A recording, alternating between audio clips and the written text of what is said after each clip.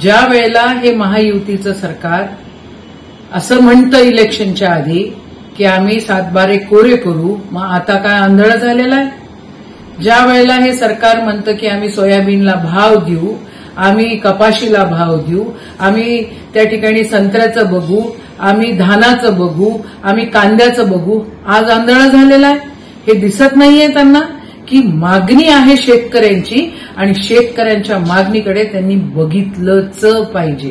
मग नाही तर मग काय आता पुढच्या इलेक्शनच्या विधानसभेच्या आधी, लोकसभेच्या आधी तुम्ही लोक कर्जमाफी करणार आहे? आज शेतकऱ्यांना गरज आहे आणि आज शेतकऱ्यांना गरज आहे तर त्या ठिकाणी तुम्ही या आंदोलनाला जरा सिरियसली घेऊन त्याच्या ज्या शेतकऱ्यांच्या मागण्या आहेत त्या पूर्ण केल्या पाहिजे. नाही तर मुख्यमंत्र्यांनी, उपमुख्यमंत्र्यांनी राजीनामे दिले पाहिजे.